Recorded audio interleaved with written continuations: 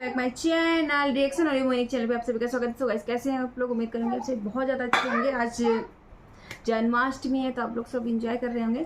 तो गाइस आज मैं रिएक्शन करने वाली हूँ एक ट्रेलर पे, जो कि ट्रेलर का नाम है मंडप।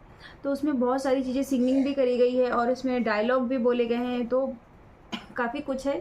ड्रामा भी देखने को मिलने वाला है आप लोगों को, बहुत सारी चीज़ें हैं। तो रिएक्शन के साथ में कैसा लगता है आप लोग को, चलिए देखते हैं। और आपको इसमें कुछ लोगों ने जो सिंगिंग करी है तो मैं बता देती रही हूँ। संजय पांडे भैया ने करी है, समर्थ चतुर्वेदी जी ने करी है, सिद्धार्थ जी ने करी है।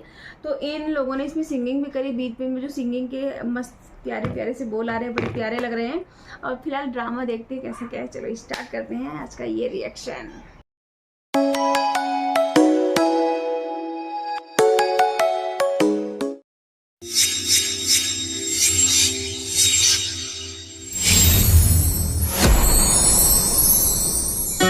एक पार्टी है जवन 30 लाख रुपया नगद, सामान ऊपर से और 4 चक्का पक्का। ए जीजा बेहोश मत होई। सुन सुन सुन दीदी, तेरे लिए एक रिश्ता आया है। कैसा लगा लड़का? लड़का तो हमरा बहुते पसंद बा। हमरा बिटिया संगे जोड़ी खूब जमी।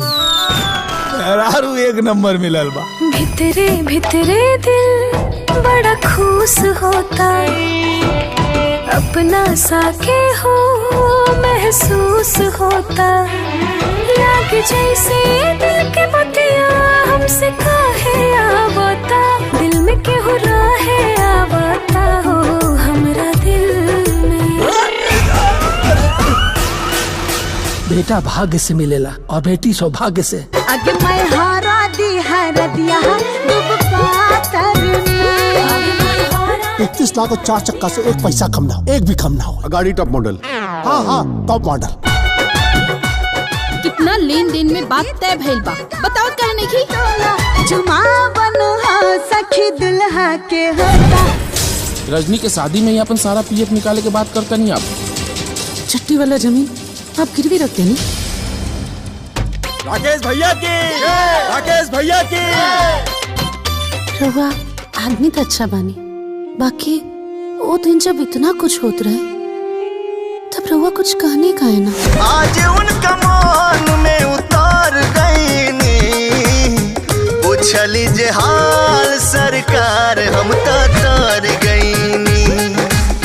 पूछली जे हाल सरकार हम तो तार गईनी। अरे मंडप में कुछ चाय की व्यवस्था हुई? खाना तो खिया देला ऐसा क्या घाई गल सर। आज हमार बेटी अपना माई बाबूजी के घर से विदा होके अपने ससुराल चल जाए। तू तो हमारे कलेजा के टुकड़ा हो। तिलक देहला छटाक भर, अबिया हुई रात भर। तो अच्छा खा ला खिचड़ी, कुछ मिला लुकल। हाँ अला घर अपन सोना इस लड़का हमारे पानी के भाव चल गई। जबना दिन से बियाह तय भइला, हमरा पापा के चेहरा से चैन छिन गई है।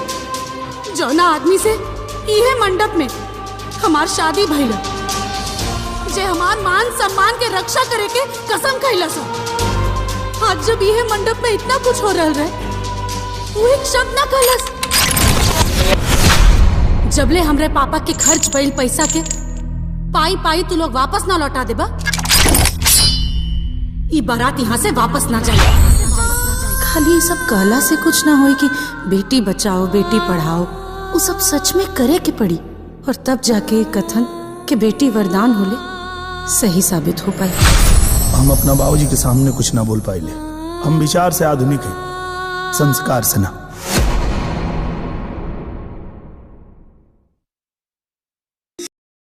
क्या थॉट्स थे और काफ़ी अच्छा लगा, सच में अच्छा लगा। एटलीस्ट लड़कियों के प्रति, लड़कियों की तरफ किसी ने मतलब एक एक्शन लिया। काफ़ी कुछ सीखने को मिला इस ट्रेलर से और बहुत अच्छी है, बहुत ही ज़्यादा अच्छा लगा। लिटरली बहुत अच्छा लगा, मुझे तो बहुत अच्छा लगा। बट आप लोग को कैसा लगा सो प्लीज़ कमेंट में मुझे ज़रूर बताइएगा। अगर लड़कियों के लिए कोई रिएक्शन, कोई एक्शन लेता है या फिर लड़कियां कोई एक्शन लेती तो प्लीज़ सभी से रिक्वेस्ट है कि आप लोग सपोर्ट करें, फुल सपोर्ट दें आप लोग अपना। और रिएक्शन कैसे लगे सो प्लीज़ मुझे बताइएगा। So bye, take care, love you my YouTube family. मिलते हैं नेक्स्ट वीडियो में। वीडियो अच्छा लगे तो प्लीज़ लाइक कमेंट शेयर जरूर कर देना।